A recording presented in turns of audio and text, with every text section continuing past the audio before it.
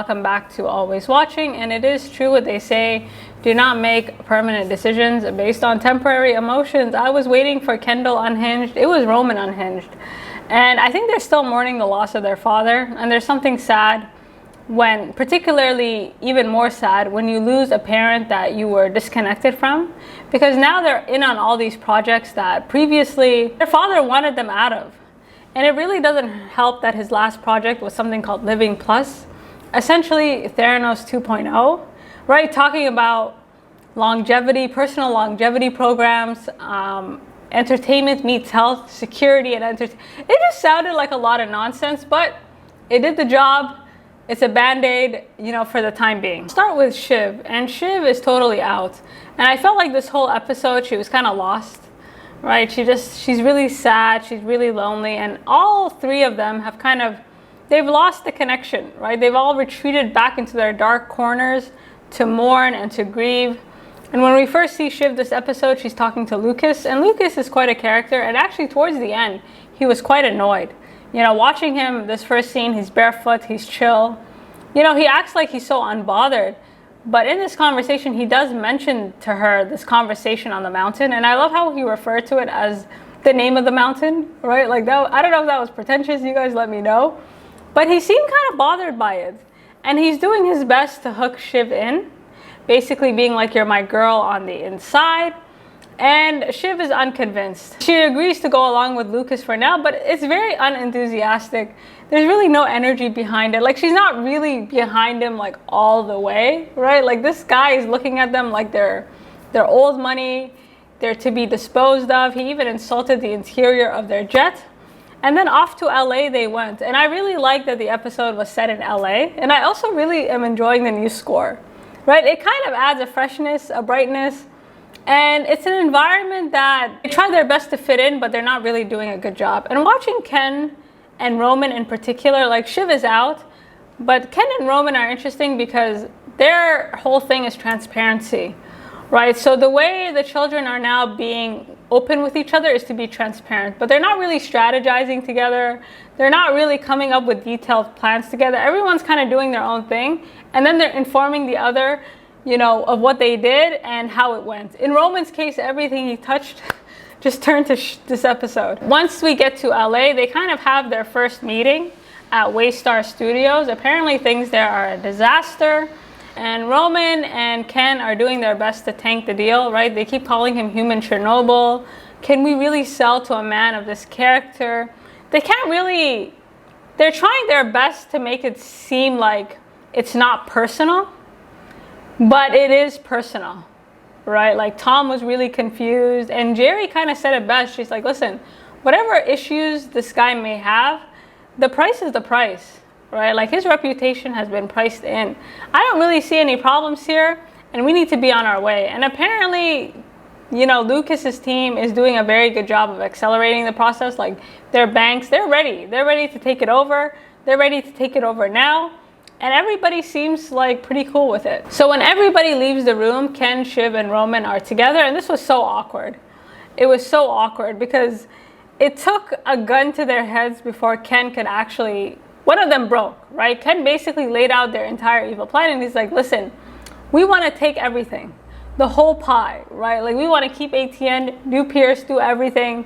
And then they go on about how much they were trying to protect her, how much they, were looking out for her best interests. And I think Shiv just felt very heartbroken because she knows that this dream of theirs of working together, this kind of bond that they had created is now over. And a sign of that is that hug. That hug was so cold. It was so disconnected, like, especially when you compare it to episode 3. Shortly after, Shiv has to go into a room and cry, right? She has to schedule her grief.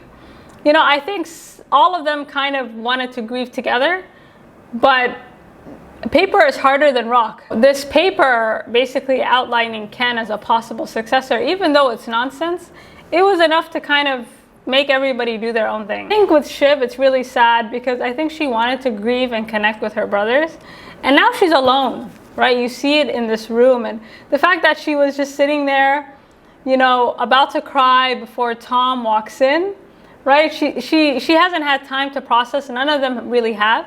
And they've all retreated into these corners, right? Shiv is just trying to latch on to something to do. Ken is in work mode. And Roman is trying to be in work mode, but he's melting down and he can't really focus. In this room, we get a reconciliation with Tom and Shiv.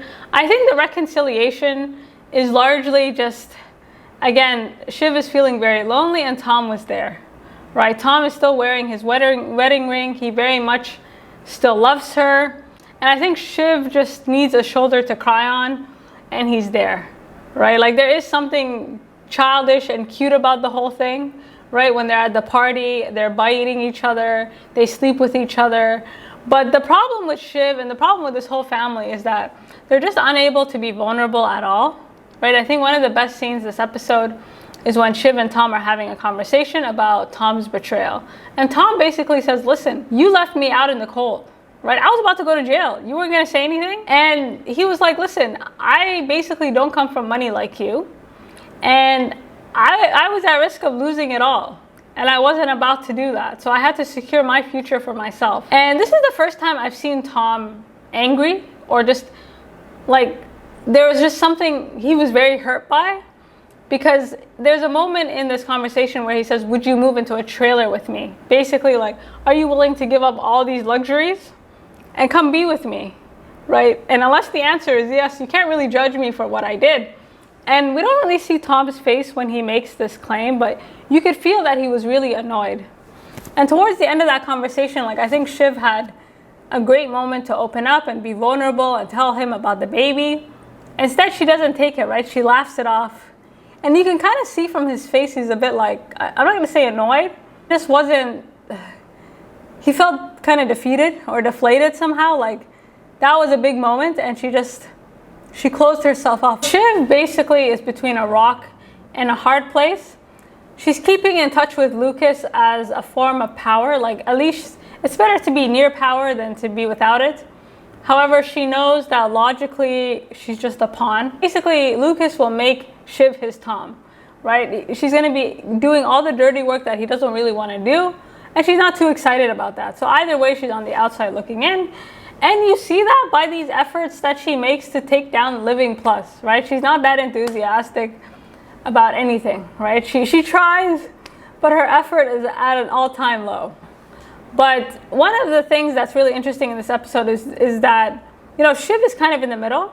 But then you have Ken and Roman, who are just polar opposites, right? All the work that Ken is doing is being derailed by Roman in such a way, right? Like, Roman has gone off the charts and he's still grieving. He's making decisions based on emotions because he doesn't really have the patience, right? Like, in general, he's an emotional guy. Like, he's nothing like his father. Whereas Ken, I think, kind of feels light in a way. Like, he's kind of moving as if unburdened, right? As if he's finally able to make the decisions and do things how he would do them without someone watching over him and judging him. Whereas Roman is just, he's a dog on a leash, right? He's not used to being let out like this. The way Ken and Roman are handling things is that they kind of split up the tasks. And the first sign of Roman's kind of unhinged sort of journey is when he's tasked to go speak to the head of the studio. And this conversation at first goes well, right? So he's meeting with this woman, Joy, and apparently this movie is a disaster. There's something going on, and there's a lot of concerns basically about this takeover, right? One of the things that Joy mentions is that they're very concerned with democratic institutions and how basically they're using their network to support a candidate, and it's pretty obvious. And shout out to Roman. I appreciated what he said. Like, this is a ruthlessly segregated city. Like, he basically just didn't have any time to cater to her rich wokeness, right? Like, basically Joy was like, we have talent, we have people here that don't really want to be associated with this point of view, right? Because in this line of work, image is everything, and they kind of have to cater to their talent, right? The actors, the directors, and if these people don't want to work, or they're not working well, and on top of that they don't really like the politics of the people they're working for, it causes chaos, right? And the thing is, Joy could have said anything. What was Joy's undoing was that she said, I'm sure you're here for a good reason, right? She said it so sarcastically. And the thing with Roman and Kendall and all of them is that they've been so thirsty for power and for respect, right? Like their father never fully respected them. And now that he's gone, you know, they're kind of in this sensitive spot, right? Like they don't feel the need to prove themselves because they feel like they've been trying to prove themselves all these years. So as soon as she said that, he was out. You know, he was like, put respect on my name. You need to be on your way. And as he fired her, she even said it was a mistake. And that's the thing, like, the problem with these kids is that you cannot demand respect, right? People either respect you or you don't. And the way Roman was coming off, he was coming off like a spoiled rich kid with money, right? He was just throwing his money around and being like, do what I say or else, you know, there's going to be consequences. And that was the same with Kendall, except he was low-key about it, right? He was like, new rule. We're not allowed to tell Ken no because I've been told no my whole life. Right, so they have this kind of ego that's going on that I think eventually will be their undoing. He kind of makes this decision. You can tell that Roman is very fired up. You know, like he's very bothered. That's the thing. Normally he's a guy that is temperamental, but in kind of like he gets under your skin. He's not a person that is, he normally is very difficult to get under his skin. But this episode he was bothered, right? He doesn't tell Kendall what he did to Joy until it was too late. And I mean when he fired Gerri. And that whole scene of firing Gerri was really interesting because his interactions with Gerri, he's usually really shy. He doesn't really look her in the eye. Like he always tries to avoid her. But this is the first time we're seeing him very confident in front of her, right? He looks her dead in the eye and he basically tells her, you're out. And Gerri, you know, I don't think she was expecting that. She kind of approached him like she was scolding a child, right? She said, you're a weak monarch. Right, like you need to put the brakes on it, right? Like there's lawyers, there's a lot of things we need to do. And the thing about Roman is that his whole attitude is clean it up. You know, like everybody has to clean up my mess for me. And that's the whole attitude with all these kids, to be honest. The problem is he fired the person that would clean it up. And Gerri, the moment she got fired was when she called him a weak monarch, right? Like insulting the fact that he will never be as good as his father, right? When Gerri said, do I have to say it or believe it? That's when he was done. That's when he gave her the boot. Actually said, you don't treat me with sufficient respect. Like, excuse me? Like she looked at him like she wanted to slap him from the moon to the moon and back. Right? And that's his reason. Right? He's like, you don't respect me and you're fired. Thing is, Roman isn't doing a good job of anything. Right? Again, he's kind of angry and he's taking his anger out on everyone. Right, so first he fired the studio head, then he fired the person to clean it up, and then he went to his brother to clean that shit up. Right, he was the way like that meeting at the vending machine was almost perfect because they're almost like two teenagers, right? Like discussing like, hey, like what's up? Like what should we do? Right, and Roman isn't even sure of his decisions. Right, he's like, yeah, maybe you should fix that. Maybe it's temporary. Like. He kind of does things so instinctively that he doesn't really think about it. And Ken surprised me by going along with it, right? And I think Ken understands that Roman is a bit unhinged, and he kind of he doesn't really know what to do about it because he's barely holding on.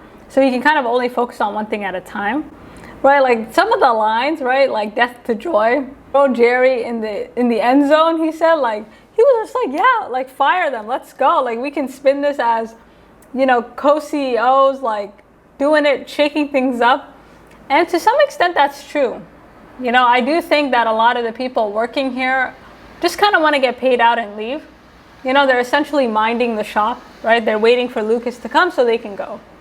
But that doesn't seem to be Roman and Kendall's attitude.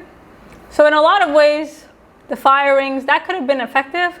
But because they're so impulsive, and again, they haven't really strategized, like they just tell each other what they've done after the fact, this is where things get messy.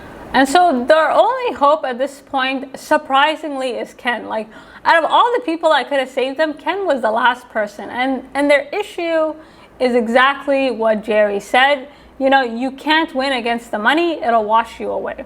So their goal is to try and figure out if they can make it seem like this living plus, you know, has enough value that Lucas's 192 is not enough money, right? That at this point in time, selling the company for this much, like we would be getting ripped off, right? And the idea being that Lucas either will give up or they're going to suspect that he doesn't really have money beyond that to give. And they kind of have to do it now. In a lot of ways, their father's death has given them momentum. You know, like it's given them this kind of momentum, and unveiling an app called Living Plus, it kind of helps. And I think Ken understands that. And there's a scene where he's talking to the financial advisor, and you can tell like everyone is getting frustrated, right? He's trying to convince this guy, Pete, that this valuation is possible, that somehow, some way, like, they can make it seem like this thing is worth a lot of money.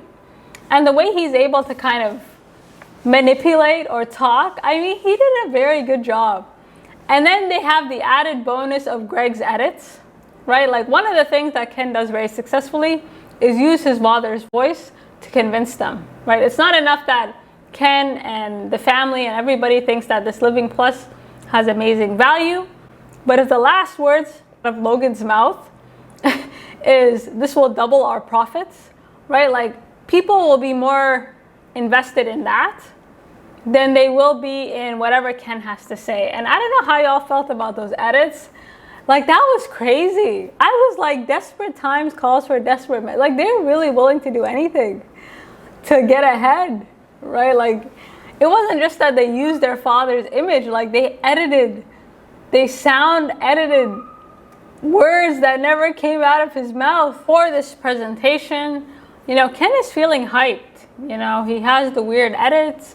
He has the bomber jacket. Like, you know, watching him in a lot of ways, like, you know, his original plan was really crazy. You know, like every time he's on stage, he comes up with these elaborate, like insane, like, I don't know what, like these kind of weird ideas. Thankfully, due to time and resources, he wasn't able to get his idea off the ground. So he came up with a new idea. You know, he came up with a new idea. And I love how Roman backed out at the end, right? Like he didn't want to be seen with Ken. I think that's how it came off even to Ken, right? Like he kind of had Shiv's voice in his ear being like, we should kill this, we should protect him, he's going to be unhinged. And Roman was like, yeah, I'm not wearing a bomber jacket, you need to go on stage by yourself. Right, and I really thought like this episode teased the breakdown really well, because before he goes on stage, he's stopped by Carl, and I really thought he was gonna pull a Roman and fire a Carl, go off on Carl, go on stage and mention Carl. Like the amount of self-control that Ken is able to display this episode is something that we have never seen before. And Carl says basically numbers ain't just numbers, right? Like I know a thing or two about a thing or two, and I know these numbers don't make any sense. You're going to put out a valuation. You're going to make it seem like this thing is, you know, the next Apple Plus. Like, if you mess up my deal, I'm going to squeal. Basically, he's like, I have a folder ready, and I'm ready to hit send, right? Like, don't worry about it. And Ken, he just chilled out, right? I think had Roman been there, he would have gone off and fired Carl. But I was really impressed with the self-control. And then we get to the stage and he has this music playing. You know, the thing about Ken is that he acts like he's new money, you know, which can be a bit irritating because he's not new money, he's old money. But he acts like new money. And I think he was getting some satisfaction on being on a stage that he was run off of like not that long ago, right? So he almost can't believe he has the name CEO, you know, despite his father's best intentions. The episode never lets us give Kendall a chance, right? Because it keeps going back and forth between, you know, the behind the scenes to what Ken is saying. And so the whole time Ken is talking, it takes us a while to understand that he's actually doing well, right? Like the moment where Logan's face popped up on screen, I was like, oh my God. Like the way everybody in that room was just cringing, you know, like Kendall goes, woohoo, like that's what Shiv said. You could see like Roman just holding himself being like, this, not since like L to the OG have we been so like cringed out. But he was doing a really good job, you know. And again, like the episode doesn't give you some room because the whole time you're getting commentary like, oh Tom, you're gonna have to go mop up the blood, or, you know, this is looking like they were ready to just give up all hope, right? And the reaction between the people who are very close to Ken versus the audience, like we don't really see what the audience thinks until the speech is over and there are numbers suggesting that he actually did really well. I think the thing Ken did very well this episode is finding a balance between their father and, you know, like not being too exploitative, right? And I think the edit really helped with that. Because again, this is a room full of people that don't really have much respect for him, but they still have respect for his father. And if his father's last words were, "This will double our profits," you know, they might want to fulfill his last wishes, right? Like he's a man who they had a lot of confidence in, right? So if he thinks this is great, then I guess it must be great, right? Like, so, you know, again, like he just died not that long ago. So maybe the feeling in the room is like, man, you know, maybe he had some great ideas. Maybe we should really look into this. Like, again, his death kind of gives them this momentum that I don't think they were really expecting. And I think the thing that Ken did really well is that he gets a moment where he's alerted to Lucas's tweet. And that tweet was savage, right? Basically referring to all the atrocities that have happened at Waystar, you know, and their cruise ships, their, you know, amusement parks, all the horrible stuff that has happened there. And, you know, Kendall keeps it chill. He doesn't go off. He's just like, well, I wouldn't have sent that tweet. You know, he's very European. If and when this happens, like, I don't know, you guys tell me. You know, he looked very competent. He looked very professional for once. And again, I think there's a freedom where, you know, maybe the reason he buckled under pressure is because his dad was breathing down his neck. And now that he's not there, you know, he feels kind of lighter. And I thought the fact that Lucas deleted the tweet suggests that he's really bothered. And he's not a guy that's bothered, right? He's very chill. He's very like, you know, like it is what it is. But I think this Living Plus thing, you know, he can kind of see how it gave them hope. And the way Shiv just shut it down. Again, Shiv wasn't doing much in terms of, she was playing both sides, but not very well. She just realizes like she's damned if she does, damned if she doesn't, and so she needs to find another solution. And so the episode gets to an end, and you know, everybody's high-fiving Kendall. You know, everybody's shocked and in awe that he did very well. And what should have been a bonding moment for all three of them, they all go their separate ways, right? Roman is pissed, he leaves. Shiv is sad, and Ken is getting high fives. Right? Ken is at this point like, I'm king of the castle. Oh, Roman has been just devastated, and I thought it was really I thought it was really sad how the last time we see him, he's watching a recording of his father with like an edited insult of him, right? Asking the team to kind of do this because he's trying to connect with him, because the last thing he was trying to do before he died was disconnect with him. And I think he has some guilt over that. Shiv is between a rock and a hard place. We see her with Tom. The only kind of hope she has is this political arena, right? Like she still is able to move very well here. And so I guess the next episode, there's going to be a party, some political party, and that's maybe where she can find purpose. But right now, she was just a ghost wandering. As for Kendall, you know, the episode ends with him going in the water. You know, and it's a rebirth, right? It's not a suicide attempt. He's not drinking himself under the table. You know, he's kind of doing a victory lap. Right? He feels like a new day is here and that maybe he can live up to his potential. But unfortunately, his potential is tied into Roman. So I think it's all the progress he made, Roman just tanked it. So you guys let me know what you think, and until next time.